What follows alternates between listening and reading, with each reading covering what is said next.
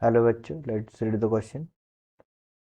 Which of the following order is correct. So हमें चार order दिए हैं अलग अलग चीज़ों के, अलग अलग आइटम्स के, और हमें बताना है कि कौन सा ऑर्डर जो है वो सही है। ठीक है, सो फर्स्ट हम पहला ए पढ़ते हैं।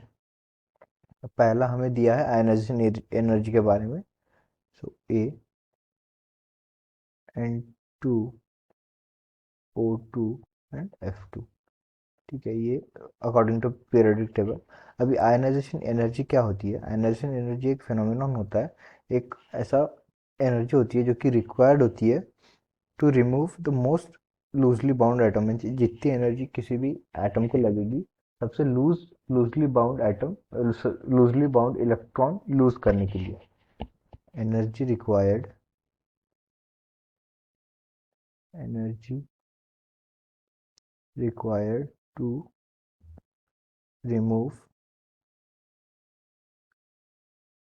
लूजली बाउंड, मोस्ट लूजली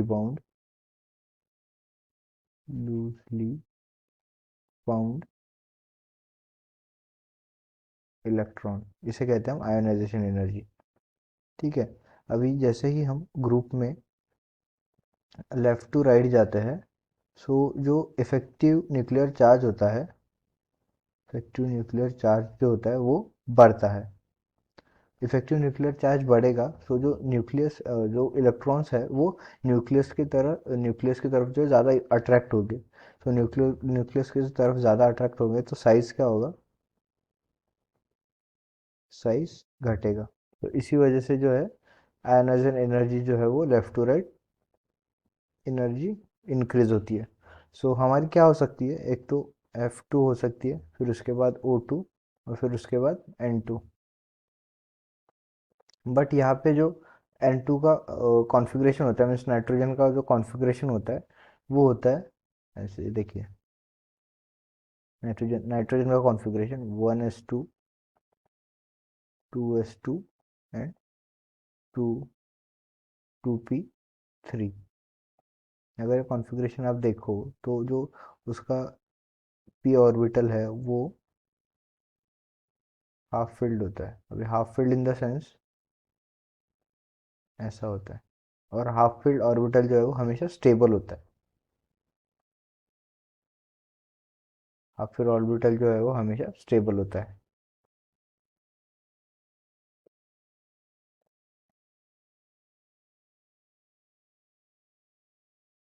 सो इससे क्या होता है, जो नाइट्रोजन है वो यहाँ पे शिफ्ट हो जाता है, जिसका मीन्स ऑक्सीजन के पहले शिफ्ट हो जाता है। तो करेक्ट ऑर्डर हमारा क्या होगा?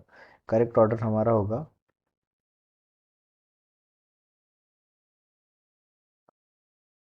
F2 सबसे ज़्यादा,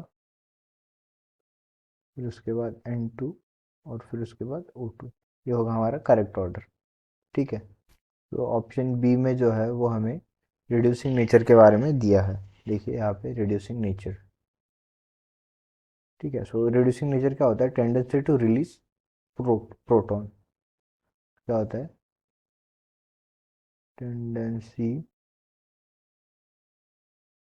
टू रिलीज प्रोटॉन्स। जो H पॉजिटिव आयन है वो उनको रिलीज करने की टेंडेंसी। सो देखिए यहाँ पे बी हमें क्या सीक्वेंस दिया है? हमें दिया है H2O, फिर उसके बाद आएगा, हम पीरियोडिक टेबल के हिसाब से जो है इसको अरेंज कर लेते हैं। ये डाउन द ग्रुप जा रहे हैं हम।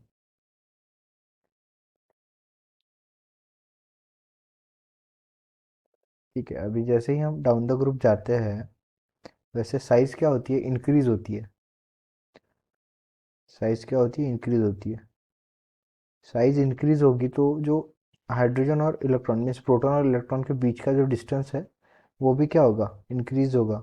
हाइड्रोजन और प्रोटॉन और इलेक्ट्रॉन के बीच का जो ये अट्रैक्शन है पॉजिटिव नेगेटिव चार्ज का, वो इंक्रीज होगा। जैसे जैसे ये, अगर ये चार्ज, जैसे जैसे जो हाइड्रोजन और इलेक्ट्रॉन के बीच का डिस्टेंस बढ़ेगा, सो इनका बॉन्ड स्ट्रेंथ क्या होगा? कम होगा। बॉन्ड स्ट्रेंथ क्या होगा? कम होगा।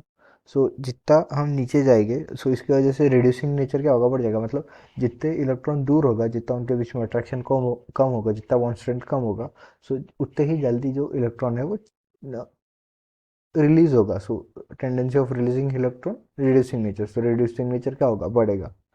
सो रिड्यूसिंग नेचर क्या होगा, बढ़ जाएगा। सो इसका ऑर्डर क्या आएगा, इसका ऑर्डर जो ये है वही आएगा। सबसे ज़्यादा रिड्यूसिंग होगा टी, फिर उसके बाद एसी, फिर उसके बाद सल्फर, और उसके बाद ऑक्सीजन। सो ये जो है वो करेक्ट है, बी जो है वो करेक्ट सीक्वेंस है। फिर उसके बाद हम बॉइलिंग पॉइंट पे आते हैं। सो यहाँ पे सी में हमें बॉइलिंग पॉइंट के बारे में पूछा है। सो बॉइलिंग पॉइंट का हम देख लेते हैं। देखिए सी, बॉइलिंग पॉइंट जो है वो डायरेक्टली प्रोपोर्शनल होता है मोलर मास से। डायरेक्टली प्रोपोर्शनल होता है मोलर मास से। और हमें जो एलिमेंट्स दिए हैं वो दिए हैं H2O, H2S, H2Se and H2T। सो ये डाउन द ग्रुप हम जैसे जाएंगे वो मोलर मास क्या होगा, इंक्रीज होगा। मोलर मास इंक्रीज होगा। सो बॉइलिंग पॉइंट भी क्या होना चाहिए, इंक्रीज होना चाहिए।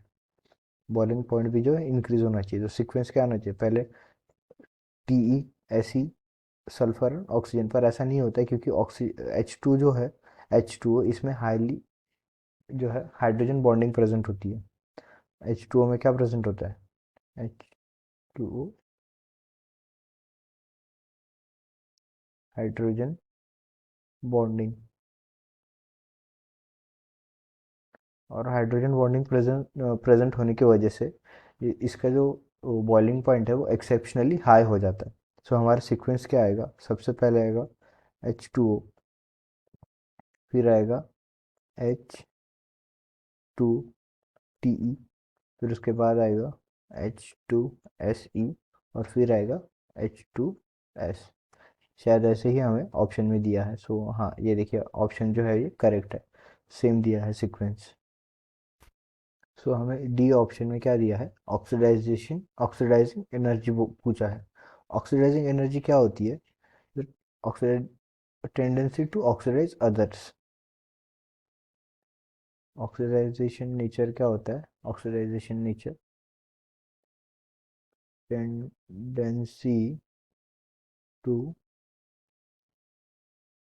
Oxidise other other molecule. वो ऑक्सीडाइज करने की जो टेंडेंसी होती है, जो पावर होती है, उसे हम ऑक्सीडाइजेशन एनर्जी बोलते हैं। हमें वो ऑप्शन में दिया है HClO4, फिर उसके बाद दिया है HClO3, फिर उसके बाद दिया है HClO2, और फिर उसके बाद दिया है HClO। ठीक है। और अगर हम इसका ऑक्सीडेशन स्टेट निकाले, सो वो आएगा +7, +5, +3 एंड +1। सो अगर हम राइट टू लेफ्ट जाए इस ऑर्डर में, तो ऑक्सीडाइजेशन एनर्जी क्या है, ऑक्सीडाइजिंग नेचर जो क्या हो रहा है, बढ़ रहा है। ठीक है, ऑक्सीडेशन नेचर जो है, ऑक्सीडेशन नंबर जो है वो बढ़ रहा है।